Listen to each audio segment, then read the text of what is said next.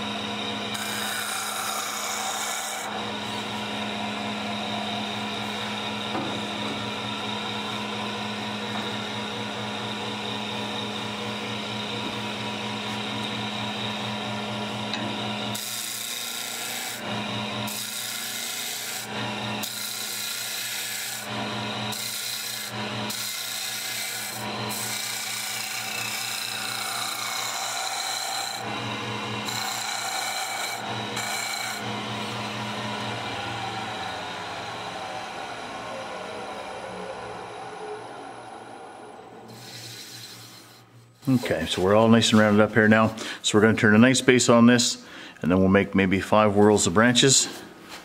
And you can make your branch shapes any size or shape that you want to, really.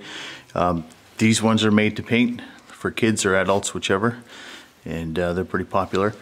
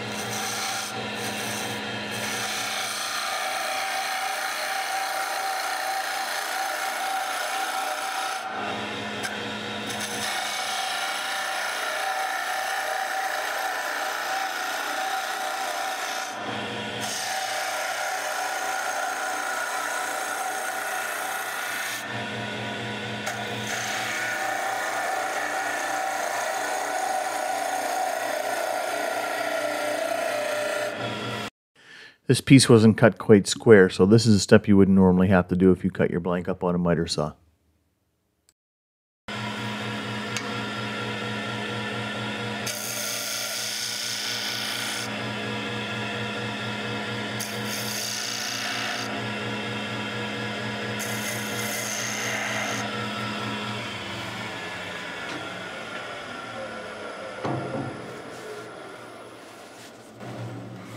So make sure we take the sharp edge off of these and clean up any little bit of tear that was in them.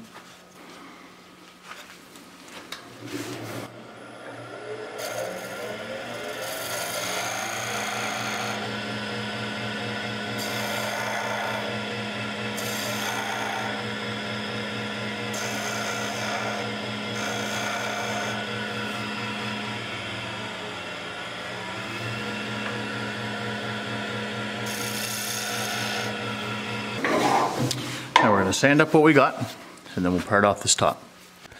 Okay, it's a very short amount of sanding on these. Just sand them to 220 for the ones that you're going to paint. That's lots smooth for those. And we're just going to make this end as small as we can.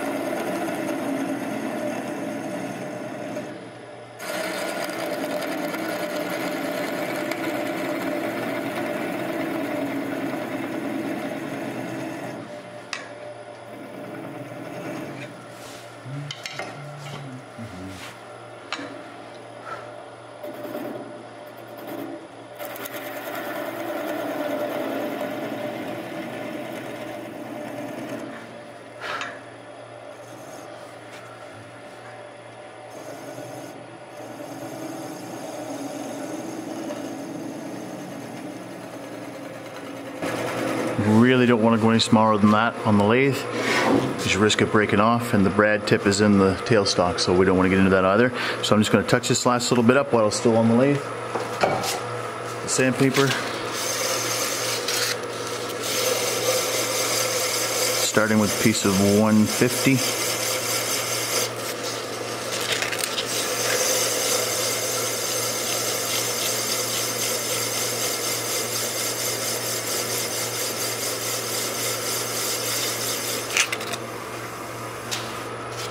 Right to the 240.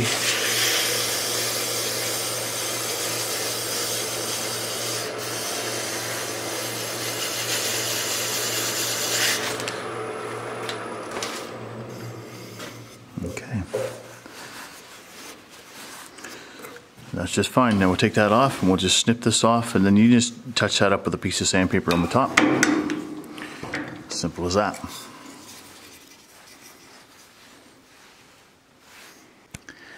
Okay, so like last week's video with the snowman, I'll leave a link in the description to that if you didn't see it.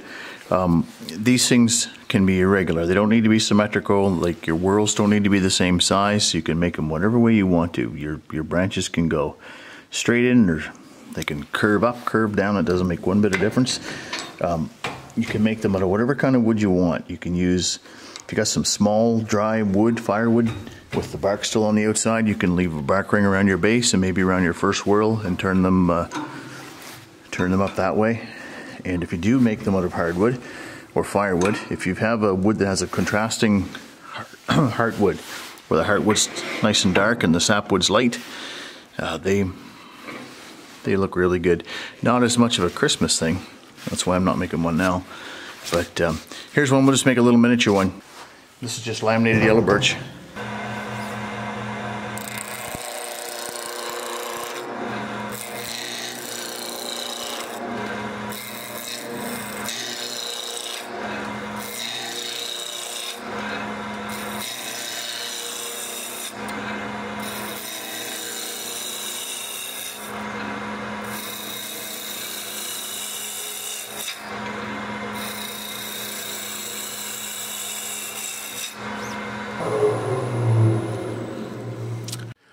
So I've been at this a little while, and I can tell from the feel of my chisel when my wood is very nearly round. But it was a comment made in last week's video that where these are for beginners, that you shouldn't slow down your wood with your hand. And I do sometimes put my hand on my wood and slow it down. So I would suggest that you don't do that. Allow it to stop on its own.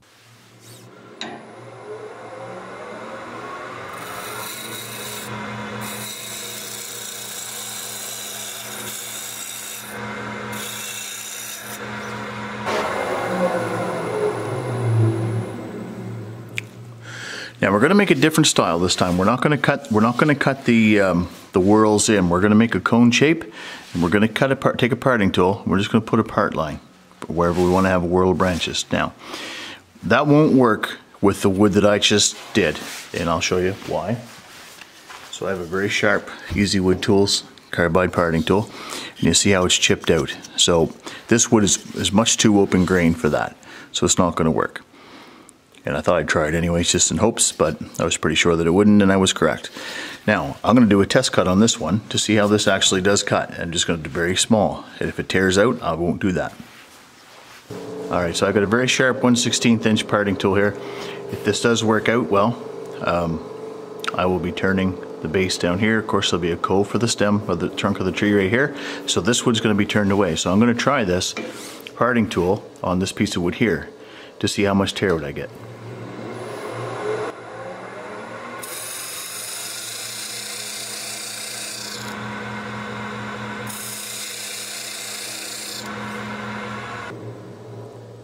Okay, so that's really clean, so I should be okay. Very light fibers here, but that was rough to start with. So now that I know, I will turn this cone shape, and I will use this tool to do that. I realized also that I did use my 1/6 or my 1/8 carbide parting tool on the other one, and I did that just because it was a bigger tree than this, and I wouldn't want to have this small of a, personally, I wouldn't want to have this small of a groove in it, so that's why I used the bigger one. So I'm just going to make this a little bit more of a cone here. Starting about here.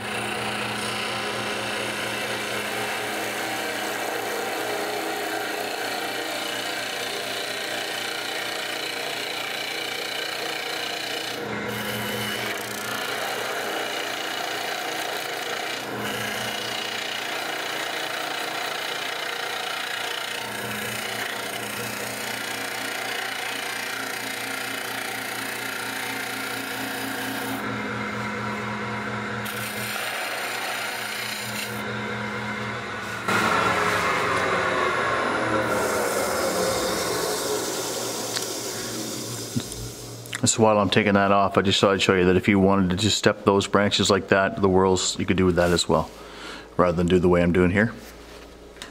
Alright, we'll take the rest of this off.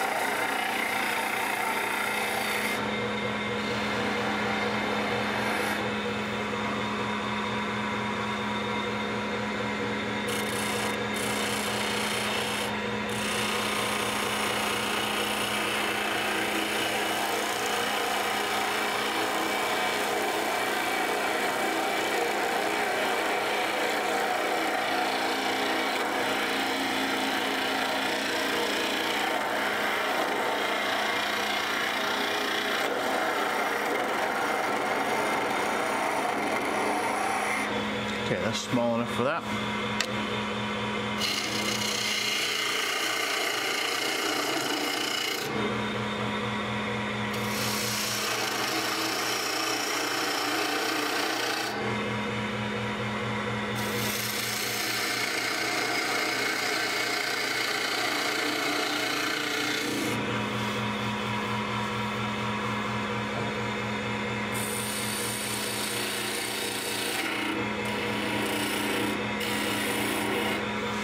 Clean up my mistake there.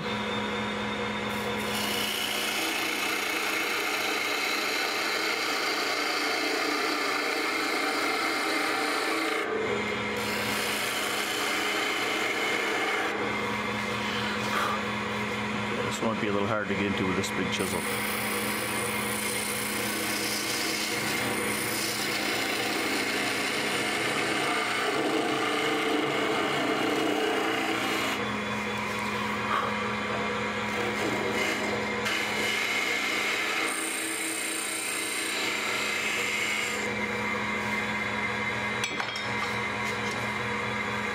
Take a little cutter and get in here. This is too small of a radius for that.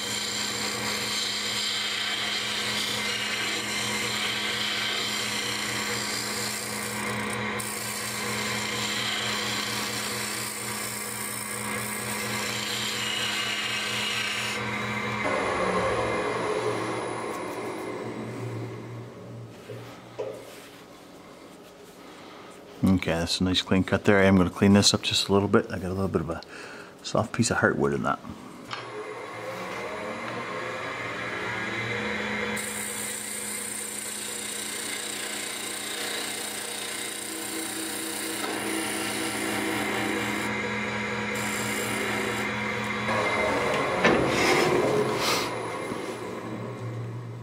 Okay, so that's good. Now on this one, we're going to sand this up first. This took about 3 minutes to sand. And while I'm sanding here, sped up a little bit, I just want to say thanks to everyone who's subscribed to the channel and to everybody who watches the videos. This week we crossed 15,000 subscribers and 1 million views. And I am very appreciative of that. So thanks so much to everyone who watches. And also I appreciate it when folks leave a thumbs up or a thumbs down and leave me comments. That also helps the channel analytics and gets videos out in front of more people. So I appreciate that as well.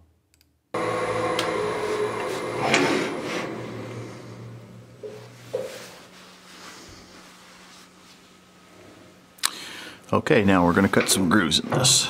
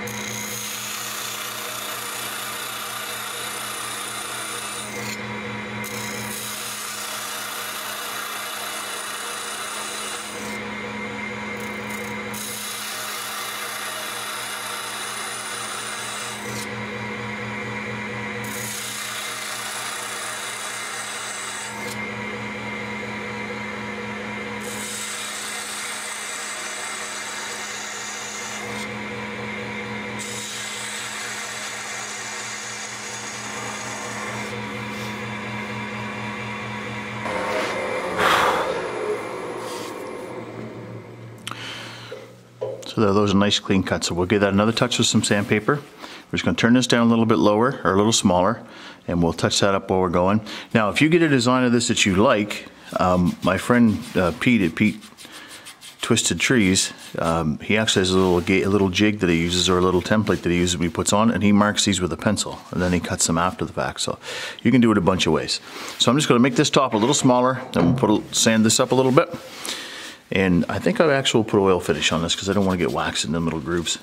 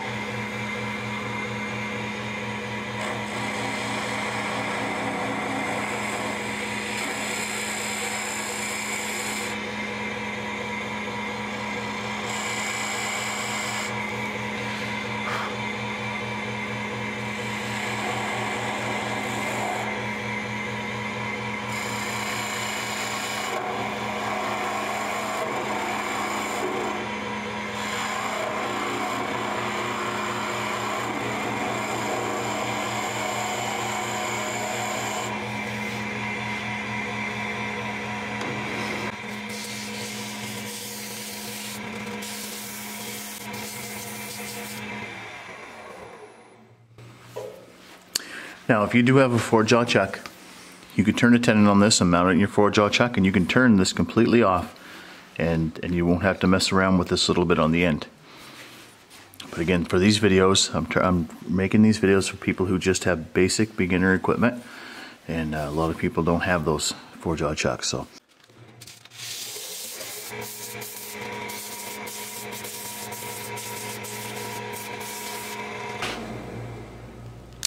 All right, so that's all finished up. I'm just gonna take this top off. Very simple to do, very fast, and they are extremely popular. You know, these are the ones you can probably get $10 or $15 out of. The bigger one to paint, again, probably $15 to $20 out of those. But you can make these really fancy if you choose to. Just again, there's a ton of them out there to see. So we'll put a few pictures up to the end. Thanks for sticking around. I really appreciate it. And we'll see you next time.